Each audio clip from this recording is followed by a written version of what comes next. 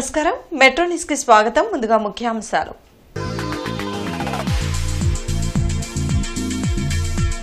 మహిళలకు ఆర్టీసీలో ఉచిత బస్సు ప్రయాణంపై సీఎం చంద్రబాబు సమీక్ష మహిళలకు జీరో ఫేర్ టికెట్ ఇవ్వాలని ఆదేశం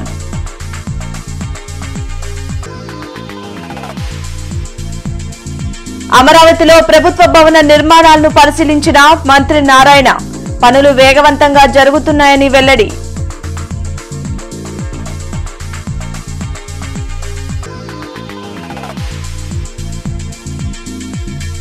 బంగాళాఖాతంలో ఉపరితల ఆవర్తనం జిల్లాలో విస్తారంగా కురుస్తున్న వర్షాలు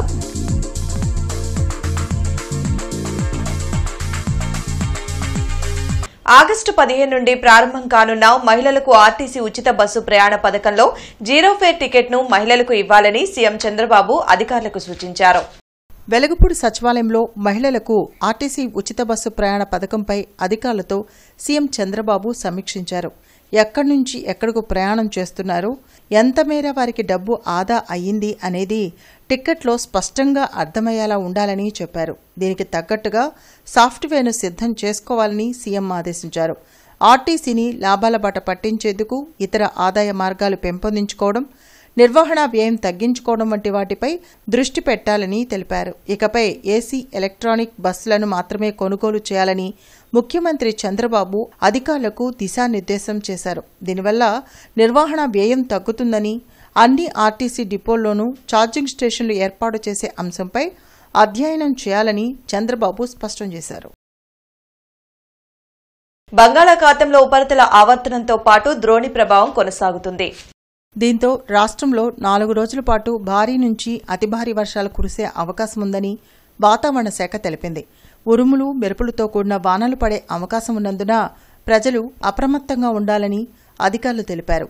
తీరం వెంబడి బలమైన గాలులు వీస్తాయని, మత్స్యకారులు జాగ్రత్తగా ఉండాలని హెచ్చరించారు. గుంటూరులో కురుస్తున్న వర్షాలతో అనేక ప్రాంతాలు జలమయమయ్యాయి. శివారు ప్రాంత ప్రజలు ఇబ్బందులు పడుతున్నారు. 3 ఏళ్లలో రాజధాని అమరావతి నిర్మాణాన్ని ఖచ్చితంగా పూర్తి చేస్తామని మంత్రి నారాయణ ధీమా వ్యక్తం చేశారు. 2వ దశ ల్యాండ్ పూలింగ్ పై కేబినెట్ సబ్ కమిటీలో చర్చించిన తరువాతే ప్రభుత్వం నిర్ణయం తీసుకుంటుందని స్పష్టం చేశారు. రాజధాని అమరావతిలో మంత్రి నారాయణ పర్యటించారు. మంత్రులు, హైకోర్టు న్యాయమూర్తులు, ముఖ్య కార్యదర్శులు, కార్యదర్శుల బంగళాలతో పాటు ఆల్ ఇండియా సర్వీస్ అధికారుల క్వార్టర్ల నిర్మాణ పనులను సిఆర్డీఏ అధికారులతో కలిసి మంత్రి పరిశీలించారు. నిర్మాణ పనులకు ఉపయోగిస్తున్న సామగ్రి, మిషనరీ గురించి వివరాలు అడిగి తెలుసుకున్నారు. 2014-19 మధ్యలో అధికారుల కోసం 4000 ఇళ్ల నిర్మాణానికి టెండర్లు పిలిచి నిర్మాణ పనులు కూడా ప్రారంభించామని, గత ప్రభుత్వం అన్ని పనులు నిలిపివేసిందని మంత్రి నారాయణ తెలిపారు. ప్రస్తుతం అన్ని పనులు వేగంగా జరుగుతున్నాయని చెప్పారు. ఎమ్మెల్యే, ఎమ్మెల్సీ, ఐఏఎస్ అధికారుల క్వార్టర్లు ఈ ఏడాది డిసెంబర్లోగా పూర్తి చేస్తామని తెలిపారు. అంటే మ్యాన్ పవర్ ఆల్మోస్ట్ 90% పెట్టారు, ఇంకా 10% పెట్టాలి. అదేవిధంగా ఎక్విప్మెంట్ అంటే ఇప్పుడు కన్స్ట్రక్షన్ సంబంధిస్తే షంటింగ్ సామాన్ పెట్టాలి కొంత, ఇంకా ఒక 20% షార్టేజ్ ఉంది. అది కూడా ఈ నెలాఖరుగా పెడతామన్నారు. దానికి సంబంధించిన లేబర్ ప్రపోర్షియేట్ కూడా ఈ నెలాఖరుగా చేస్తామన్నారు. ఈరోజు తీసుకుంటే అమరావతి క్యాపిటల్ సిటీలో ఎమ్మెల్యేలు, ఎమ్మెల్సీలకి దాదాపు 12 టవర్లు 288 హౌసెస్ కడుతున్నాం. 288 అపార్ట్మెంట్స్, 12 టవర్లు. అదేవిధంగా ఆల్ ఇండియా సర్వీసెస్ ఆఫీసర్స్కి, ఐఏఎస్ ఆఫీసర్స్కి, వాళ్ళకి ఐపీఎస్ ఆఫీసర్లకి 6 టవర్లు, 144 అపార్ట్మెంట్స్. ఇవి కూడా దాదాపు అయిపోయింది. మనం అక్కడే ఉన్నాం. ఇప్పుడు ఏది ఏమైనప్పటికీ ఇప్పుడు అధికారులు చెప్పే ప్రకారం, ఏజెన్సీ చెప్పే ప్రకారం ఇవన్నీ కూడా మార్చి 31 లోపల కంప్లీట్ కావాలని టార్గెట్ ఇచ్చాం.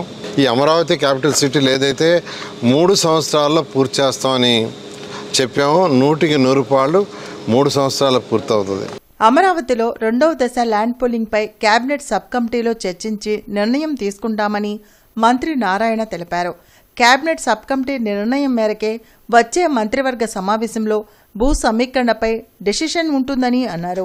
ల్యాండ్ పూలింగ్ యాక్చువల్గా నెక్స్ట్ క్యాబినెట్కి వస్తుందండి. యాక్చువల్గా నెక్స్ట్ క్యాబినెట్లో పెడతాం. క్యాబినెట్లో అప్రూవ్ అవ్వగానే దాన్ని స్టార్ట్ చేయడం జరుగుతుంది. ఎవరు అబ్జెక్షన్ చేయలేదండి. క్యాబినెట్లో సీఎం గారు ఏం చెప్పారంటే సబ్ కమిటీ ఉంది కదా, సబ్ కమిటీలో డిస్కస్ చేశారా లేదన్నారు.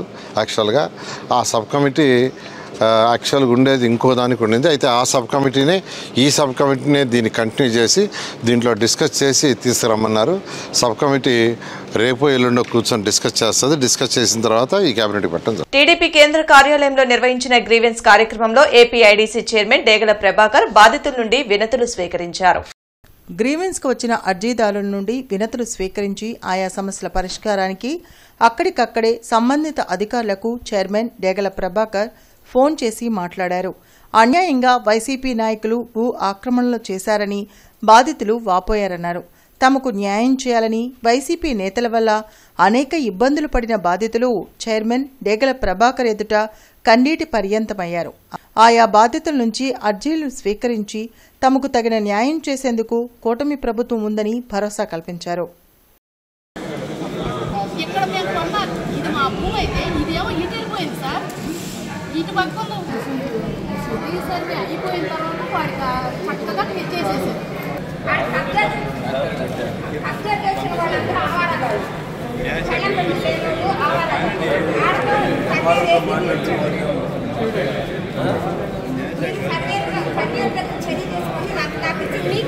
విశాఖ, అమరావతి, తిరుపతి నగరాల్లో ఐటీ కంపెనీల ఏర్పాటుకు విస్తృతమైన అవకాశాలు ఉన్నాయని ముఖ్యమంత్రి చంద్రబాబు స్పష్టం చేశారు. ఈ ప్రాంతాల్లో 500 ఐటీ కంపెనీలకు కేటాయించడం ద్వారా ఒకేసారి ఎక్కువ మందికి ఉద్యోగావకాశాలు లభిస్తాయని అన్నారు. ఎలక్ట్రానిక్స్ కాంపోనెంట్స్ మ్యానుఫ్యాక్చరింగ్ పాలసీ 4.0పై వెలగపూడి సచివాలయంలో సీఎం సమీక్షించారు. ఎలక్ట్రానిక్స్ కాంపోనెంట్స్ పరికరాల ఉత్పత్తికి ఏపీ అనుకూలమని, మేడ్ ఇన్ ఇండియా లక్ష్యాలు నెరవేరేలా నూతన పాలసీ ఉండాలని అధికారులకు సూచించారు.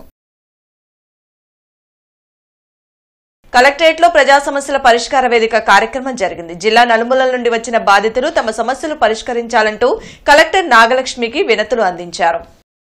ప్రతి సోమవారం కలెక్టరేట్లో నిర్వహించే ప్రజా సమస్యల పరిష్కార వేదికకు బాధితులు బారులు తీరారు. ఫిర్యాదులను జిల్లా ఉన్నతాధికారులు స్వీకరించారు. తన పూర్వీకుల నుంచి సక్రమించిన 15 సెంట్ల పొలాన్ని పూర్ణచంద్రరావు అనే వ్యక్తి ఆక్రమించుకున్నాడని పెదపలకలూరుకు చెందిన చెన్నంశెట్టి సీతారామయ్య ఫిర్యాదు చేశారు. తన పొలాన్ని కొలతలు కొలవాలని బీఆర్ఓకు చెప్పినా పట్టించుకోవడం లేదని, తనకు న్యాయం చేయాలని కోరారు. గతంలో ఆర్టీసీ అధికారులపై గ్రీవెన్స్ లో ఫిర్యాదు చేశానని, డ్యూటీ వేయకుండా సెలవు ఇవ్వకుండా ఆబ్సెంట్ వేసి ఇబ్బందులు పెడుతున్నారని 2 డిపో కండక్టర్ వేణుగోపాలరావు ఫిర్యాదు చేశారు. గ్రామ పంచాయతీలకు 15 ఆర్థిక సంఘం 2వ విడత నిధులు 1124 కోట్లు కేంద్ర ప్రభుత్వం రాష్ట్రానికి విడుదల చేసిందని రాష్ట్ర సర్పంచుల సంఘం నేత జాస్తి వీరాంజనేయులు వెల్లడించారు. అయితే పంచాయతీలకు ₹1 కూడా ఈ రాష్ట్ర ప్రభుత్వం ఇవ్వలేదని అన్నారు. డిప్యూటీ సీఎం పవన్ కళ్యాణ్ ను కలిసి వినతి పత్రం ఇచ్చినా ఇంతవరకు ఎటువంటి ప్రయోజనం లేదని, అందుకే కలెక్టర్ నాగలక్ష్మికి వినతి పత్రం ఇచ్చామని తెలిపారు. మేడికొండూరు నుంచి 113 తాళ్లూరు వరకు వేసే రోడ్డును శివరామయ్య అనే వ్యక్తి అడ్డుకొని ఇబ్బందులు పెడుతున్నారని మేడికొండూరు గ్రామస్తుడు నర్రా సతీష్ ఫిర్యాదు చేశారు. అధికారులు పట్టించుకొని ఆ రోడ్డు పూర్తి చేస్తే రైతులకు మేలు జరుగుతుందని వేడుకున్నారు. నేను గుంటూరు 2 డిపోలో ఆర్టీసీ కండక్టర్గా పనిచేస్తున్నాను. నేను 1992లో అపాయింట్మెంట్ అయ్యాను. ఇప్పుడు వరకు 30 సంవత్సరాలు చేశాను. గుంటూరు 2 డిపోలో మా అసిస్టెంట్ మేనేజర్ గారు నేను సిక్కు చేసి ఫిట్ కాగితం ఇచ్చినప్పుడు ఆ రోజు డ్యూటీకి తీసుకోమని చెప్పి ఫిట్లో సంతకం చేసి మళ్ళీ డ్యూటీలు లేవు అని చెప్పి నాకు ఆబ్సెంట్ వేస్తున్నారు. 18వ తారీఖు 8వ నెల 2023న ఎంప్లాయీస్కి శుక్రవారం రోజు గ్రీవెన్స్ సెల్ ఉంది. ఆర్టీసీలో గ్రీవెన్స్ సెల్ ఉంటే డిపోలో పెట్టినా కానీ అది నేను పెట్టాను, నన్ను పెట్టిస్తాను కారణం నేననే ఉద్దేశంతో కలెక్టర్ గారి దగ్గరికి వచ్చి గ్రీవెన్స్లో సీనియారిటీ విషయం పెట్టానని ఉద్దేశంతో నా మీద కక్ష సాధింపు చర్య చేస్తున్నారు. ఇప్పుడు నా రోడ్డు నా పొలంలో ఉంది కాబట్టి నేను మీకు వాగులో నుంచి పోరంబాగులో వేసుకోమని ఇప్పుడు 6 సార్లు పిటిషన్లు పెట్టారు. 6 సార్లు కొలతల సర్వేలు కొలతలేని మళ్ళీ ఆర్డీఓ కొలత పెట్టారు. మళ్ళీ ఇప్పుడు కలెక్టర్ గారికి ఈయన నష్టపరిచేది చాలా రైతులందరూ ఇబ్బంది పడుతున్నారని కలెక్టర్ గారికి మేము వినతి పత్రం ఇవ్వడానికి వచ్చాము. మేడుకొండ మండలం. నా పేరు పొట్ల రామకృష్ణ. రాష్ట్ర వ్యాప్తంగా 13,344 గ్రామ పంచాయతీలు గారు మన ఉమ్మడి గుంటూరు జిల్లాలో 1222 గ్రామ పంచాయతీలు ఉన్నాయి. కేంద్రం పంపిన నిధులను 1121 కోట్ల రూపాయలని ఈ రోజుకి విడుదల చేయలేదు. మేడం తక్షణ ప్రభుత్వం దృష్టికి లేఖ రాసి చర్యలు తీసుకొని న్యాయం జరిగే విధంగా చూస్తామని హామీ ఇచ్చి ఉన్నారు. గత ఎలక్షన్ల ముందు కూటమి ప్రభుత్వం మాకు ఏదైతే హామీలు ఇచ్చిందో, ఏది 15 ఫైనాన్స్ ఫండ్స్ కానివ్వండి, మిగతా నిధులు కానీ అన్నీ వచ్చినట్లుగా ఇస్తామన్నారు. కానీ ఈ రోజు వరకు కూడా మాకేం ఇవ్వకుండా వచ్చిన డబ్బులు వాళ్ళు వేరే దానికి డైవర్ట్ చేస్తూ గ్రామ పంచాయతీలను చాలా ఇబ్బంది పెడుతున్నారు. కావున దయచేసి మా నిధులు మాకు ఇవ్వాల్సిందిగా మేము కోరుతున్నాం. Andhra Pradesh SC commission chairman K S Jawahar అభినందన సభ ఈ నెల 27న గుంటూరులో నిర్వహించనున్నారు. పార్టీలకు సంఘాలకు అతీతంగా ఏసీ కళాశాలలో ఈ అభినందన సభను చేపడుతున్నట్లు మేడిత బాబురావు తెలిపారు. అన్ని ఎస్సీ ఉద్యోగ సంఘాలు, ప్రజా సంఘాలు ఈ సభలో పాల్గొని విజయవంతం చేయాలని కోరారు. కార్యక్రమంలో దేవపాల్, అంబేద్కర్, విలియమ్స్, అడప మోహన్, బెంజమిన్ తదితరులు పాల్గొన్నారు. మేము ఎవరికి వ్యతిరేకం కాదు, అలాగనే మా పని మేము చేసుకుంటూ అందరం కూడా కలిసే విధానంలో ముందుకు వెళ్తాం. మేము ఏ పార్టీకి వ్యతిరేకం కాదు. కాబట్టి ఈ యొక్క భావనతో మేమందరం కూడా ఈరోజు ఇక్కడ సమావేశపరిచాము. మరి ముఖ్యంగా దీనికి మరి ఈ మీడియా ద్వారాగా ఈ గుంటూరు పట్టణం కానీ, అలాగనే పరిసర ప్రాంతాల్లో ఉన్నటువంటి నాయకులు కానీ, అలాగనే మరి మహిళా నాయకులు కానీ, దళిత నాయకులు కానీ, ఉద్యోగ సంఘ నాయకులు కానీ రేపు 27వ తారీఖున అందరూ కూడా భాగస్వాములు అయ్యి ఈ కార్యక్రమాన్ని ముందుండి వారిని మనం గౌరవించాలని నేను విజ్ఞప్తి చేస్తున్నాను. ఆంధ్ర రాష్ట్ర దేశీయ విశ్వబ్రాహ్మణ సమాజం నూతన అధ్యక్షులుగా జంపని రాధాకృష్ణమూర్తి నియమితులయ్యారు. విశ్వబ్రాహ్మణ సమాజం పరిరక్షణ కమిటీ ఆధ్వర్యంలో అరండల్పేట 3వ లైన్లోని దేశీయ విశ్వబ్రాహ్మణ సమాజం ప్రాంగణం వద్ద మహాజన సభ నిర్వహించారు. సంఘ ఉపాధ్యక్షులుగా కె నందవీరప్రసాద్, ప్రధాన కార్యదర్శిగా కందుకూరి శ్రీనివాస్ సుధాకర్ రావు, కార్యదర్శిగా పూసపాటి గిరిధర్, కోశాధికారిగా కందేపు వెంకట్రావులను ఎన్నుకున్నారు. ఎలక్షన్ కమిటీ చైర్మన్లుగా పాములపాటి మల్లేశ్వరరావు వ్యవహరించారు. ప్రస్తుత కార్యవర్గాన్ని రద్దు చేస్తూ విశ్వబ్రాహ్మణ సమాజం మహాజన సభ సాక్షిగా నూతన కమిటీని ఎన్నుకున్నట్లు అధ్యక్షుడు రాధాకృష్ణమూర్తి తెలియజేశారు. విశ్వబ్రాహ్మణ సమాజం అభ్యున్నతికి కృషి చేస్తామని తెలిపారు. కార్యక్రమంలో ఆంధ్రప్రదేశ్ రాష్ట్ర విశ్వబ్రాహ్మణ సంఘం అధ్యక్షులు పావులూరి హనుమంతరావు, హైకోర్టు న్యాయవాది అడవికొలను వేణుగోపాలకృష్ణ, యోగి మహేశ్వరానంద గురూజీ, విశ్వకర్మపీఠం వైస్ చైర్మన్ తూమేజు రామలక్ష్మణాచార్యులు, సభ్యులు కె గణేష్ బాబు, అత్తులూరి శ్రీధర్ పాల్గొన్నారు.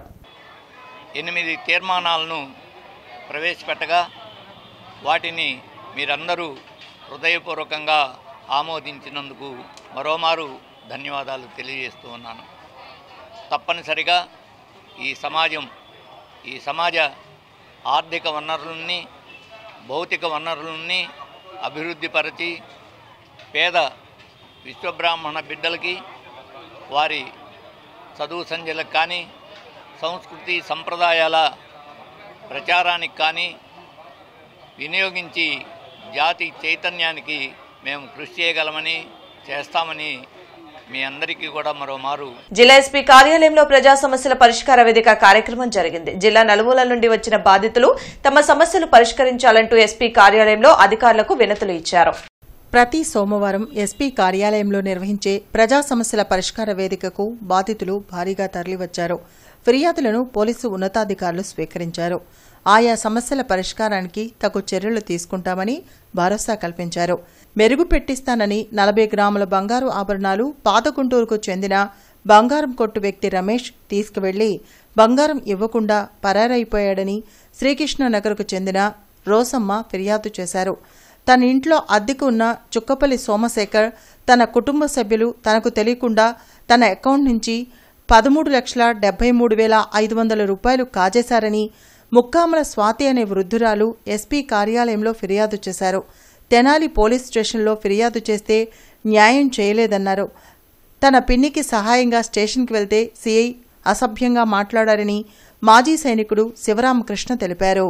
పాత గుంటూరులో గోల్డ్ షాప్లో గోల్డ్ చేయించుకున్నాము. వాళ్ళు మా దగ్గర చేయించుకున్నారు అని చెప్పేసి మేము మెరుగు పట్టిస్తామని చెప్పేసి ఇంటికి వచ్చి బంగారం తీసుకెళ్ళి మా పాప పుట్టినరోజు అయితే బంగారం మెరుగు పట్టించడానికి ఇచ్చాము. ఇస్తే వాళ్ళు మెరుగు పట్టించి ఇస్తామని చెప్పేసి తీసుకెళ్ళి వెళ్ళిపోయారు. అట్లా సంవత్సరం అయింది. ఇట్లా ఈ మధ్యలో 2 సార్లు వెళ్తే ఇదిగో ఇస్తాం అదిగో ఇస్తాము, క్రెడిట్ కార్డు బిల్లు కట్టుకోవడానికి బ్యాంకులో పెట్టేసాం మేము బంగారాన్ని ఇస్తామని చెప్పేసి అన్నారు. 40 గ్రాముల బంగారం మెరుగు పట్టిస్తామని చెప్పేసి తీసుకెళ్ళి ఇంతవరకు తీసుకురాలేదు. చీటింగ్ చేశారు. భర్త గారి ఇన్సూరెన్స్ డబ్బులు కూడా వారికి అకౌంట్లోకి రావడం జరిగింది.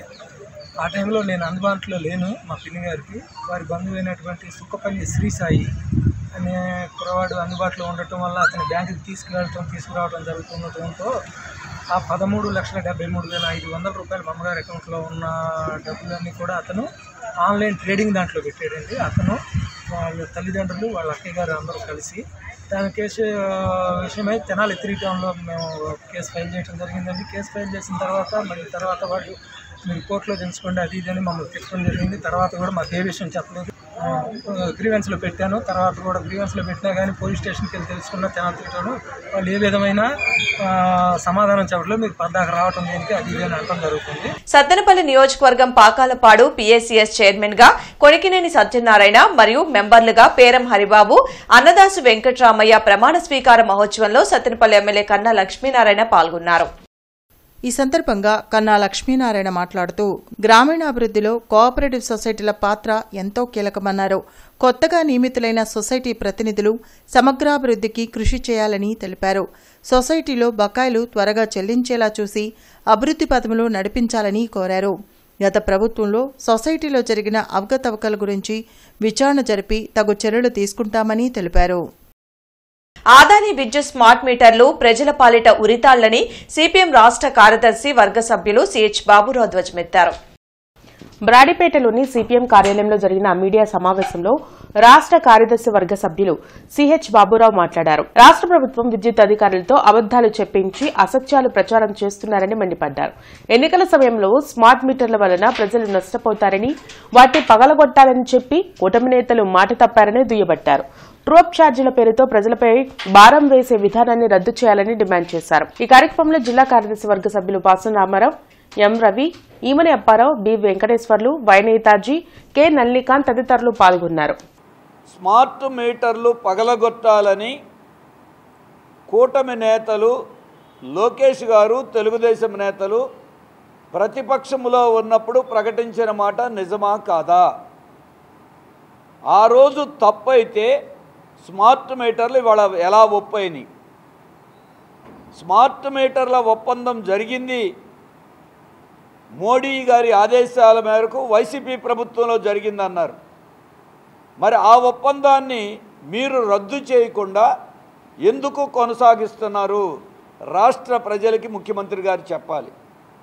ప్రపంచంలో ఏ వస్తువుకైనా వాడుకున్న సంవత్సరం తర్వాత 5 ఏళ్ల తర్వాత బిల్లు కట్టిన దానికి మళ్ళీ మాకు లోటు వచ్చిందని వసూలు చేయటం ఏ వస్తువుకైనా ఉందా? దేనికి ఉండదు. కానీ ఒక కరెంటుకే 5 ఏళ్ళు 10 ఏళ్ల తర్వాత కట్టిన బిల్లు చాలేదని మళ్ళీ అందరు వినియోగదారుల దగ్గర వసూలు చేయటం. అందుకే మేము అడుగుతున్నాం, ఈ ట్రూఅప్ సర్దుబాటు ఛార్జీల విధానమే రద్దు చేయండి. సిపిఐ గుంటూరు జిల్లా 26వ మహాసభలు ఆగస్టు 4, 5 తేదీల్లో గుంటూరులో జరగనున్నాయి. సిపిఐ జిల్లా మహాసభలకు సంబంధించిన పోస్టర్లను కొత్తపేట మల్లలింగం భవన్లో పార్టీ నాయకులు జంగాల అజయ్ కుమార్, మాల్యాద్రి, హనుమంతరావు తదితరులు పార్టీ కార్యాలయంలో ఆవిష్కరించారు. ఆగస్టు 4వ తేదీన మధ్యాహ్నం బీఆర్ స్టేడియం నుంచి గాంధీ పార్కు వరకు ర్యాలీ ఉంటుందని, 5 ప్రతినిధుల సభను నిర్వహించనున్నట్లు జంగాల పేర్కొన్నారు. గతంలో రాజధాని అమరావతి కోసం రైతుల నుంచి తీసుకున్న భూములను అభివృద్ది చేయకుండా ఇంకా మరో 40,000 ఎకరాలను కూటమి ప్రభుత్వం తీసుకునేందుకు సిద్దమవడాన్ని తప్పుపట్టారు. ఇంకా పూర్తి స్థాయిలో అభివృద్ధి చేయకుండా మళ్ళీ 40,000 ఎకరాలు భూమి కావాలంటే అదే రైతాంగం ఆ గ్రామాలకి అడగటానికి వెళ్ళినటువంటి ప్రజాప్రతినిధుల్ని, అధికారుల్ని గో బ్యాక్ అని నినాదాలు చేస్తూ ఉన్నారు. ఈ సందర్భంగా మేము కూడా ఒక సలహా చెప్తా ఉన్నాం. మీరు ముందిచ్చినటువంటి 36,000 ఎకరాల భూముల్ని రాజధాని డెవలప్ చేస్తే ఆ తర్వాత రైతులను అడిగేటటువంటి నైతిక హక్కు ఈ ఎన్డీఏ ప్రభుత్వానికి ఉంది తప్ప దాన్ని అట్లాగే అడవుల్లాగా పెంచి మళ్ళీ ఇప్పుడు మాకు 40,000 ఎకరాలు కావాలంటే ప్రజలు కూడా తీవ్రమైనటువంటి అసహనంతో ఉన్నారు. వైసీపీ అధికారంలో ఉన్నప్పుడు టీడీపీ నాయకులపై అక్రమ కేసులు పెట్టలేదని మాజీ మంత్రి అంబటి రాంబాబు అన్నారు. రెంటపాళ్లలో మాజీ సీఎం జగన్ పర్యటనపై అంబటి రాంబాబుతో పాటు మాజీ మంత్రి విడుదల రజనీకి సత్తెనపల్లి పోలీసులు నోటీసులు ఇచ్చారు. దీంతో వారు విచారణకు హాజరయ్యారు. కూటమి ప్రభుత్వం ఎన్ని అక్రమ కేసులు పెట్టినా భయపడేది లేదని చెప్పారు. చంద్రబాబు ప్రభుత్వానికి ప్రజల్లో రోజురోజుకి వ్యతిరేకత పెరుగుతుందని, అందుకనే ప్రతిపక్ష పార్టీ నేతలపై తప్పుడు కేసులు పెడుతున్నారని అంబటి విమర్శించారు. ఓదార్పు యాత్ర కానీ పాదయాత్ర కానీ ఎక్కడైనా ఆయన వెంట వెళుతూ ఉన్నాం, ఫాలో అవుతూ ఉన్నాం. కానీ ఎప్పుడు ఇలాంటి కేసులు పెట్టిన పాపాన పోలేదు. అంతేకాదు, చంద్రబాబు నాయుడు గారు కూడా సత్యనపల్లి వచ్చాడు. నేను శాసనసభ్యుడిగా ఉన్నప్పుడు, మంత్రిగా ఉన్నప్పుడు బాదుడే బాదుడనే కార్యక్రమంలో ఆ రోజున వారు కూడా వేలాది మంది వచ్చి పాల్గొన్నారు. వాళ్ళ మీద మేము ఎప్పుడూ కేసులు పెట్టలేదు. అలాగే యువగలం అని చెప్పి లోకేష్ గారు పాదయాత్రలో వచ్చాడు, అక్కడి నుంచి అటు తిరిగి వెళ్ళిపోయాడుకో, అప్పుడు కూడా మేము ఎవరి మీద కేసులు పెట్టలేదు. కానీ జగన్మోహన్ రెడ్డి గారి వెంట వచ్చినందుకే మా మీద కేసులు పెట్టి మమ్మల్ని వేధించాలనేటువంటి ప్రయత్నం చేస్తున్నారు. కమిషనర్ పులి శ్రీనివాసులు శ్రీనగర్, పిఎస్ నగర్, బొంగరాలబీడు తదితర ప్రాంతాల్లో పర్యటించి వర్ష ప్రభావం వలన ప్రజలకు ఇబ్బందులు రాకుండా తీసుకోవాల్సిన చర్యలపై సంబంధిత అధికారులకు తగు ఆదేశాలు జారీ చేశారు. ఈ సందర్భంగా కమిషనర్ మాట్లాడుతూ నగరంలో గత 3 రోజులుగా కురుస్తున్న వర్షాలకు ఎక్కడ నీరు నిల్వకుండా లోతట్టు ప్రాంతాల్లో నిలిస్తే బెయిలౌట్ చేయడానికి తగిన మోటార్లతో సిద్ధంగా ఉండాలని ఇంజనీరింగ్ అధికారులను ఆదేశించారు. త్రాగునీటి సరఫరాకు సమస్య రాకుండా జనరేటర్లను సిద్ధం చేసుకోవడం, క్లోరిన్, ఆలం తగిన మోతాదులో ఉండేలా శాంపిల్స్ సేకరణ చేయాలన్నారు. ప్రజారోగ్య కార్మికులు డ్రైన్లలో ఎప్పటికప్పుడు వ్యర్థాలను తొలగించడానికి కార్మికులను కేటాయించుకోవాలని ప్రజారోగ్య అధికారులను ఆదేశించారు. రావి రంగారావు ఆధ్వర్యంలో అమరావతి సాహితీ సభలు ఘనంగా జరిగాయి. ఈ కార్యక్రమానికి జడ్జిగా టీడీపీ నాయకురాలు కవయిత్రి లంకా మాధవి హాజరయ్యారు. మొదటి బహుమతి రమణికి, ఈ మాసం కవిగా సత్యవతి పిడుగురాలను ఘనంగా సత్కరించారు. ఈ సందర్భంగా లంకా మాధవి ఆమెను అభినందించారు.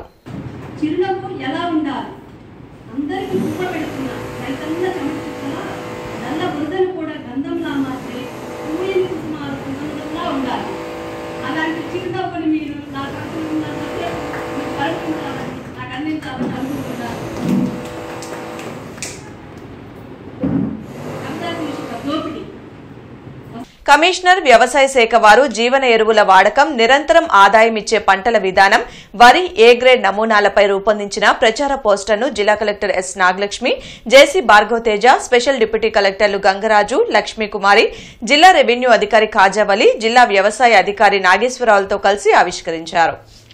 బులెటిన్ ముగించే ముందు ముఖ్యాంశాలు మరోసారి.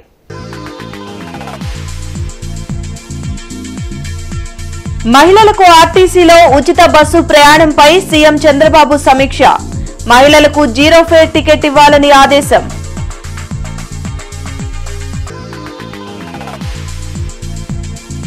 అమరావతిలో ప్రభుత్వ భవన నిర్మాణాలను పరిశీలించిన మంత్రి నారాయణ. పనులు వేగవంతంగా జరుగుతున్నాయని వెల్లడి.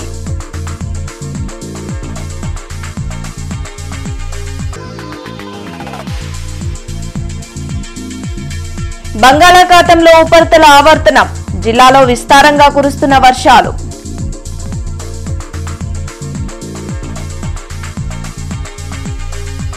ఈ వార్తలు ఇంతటితో సమాప్తం. నమస్కారం.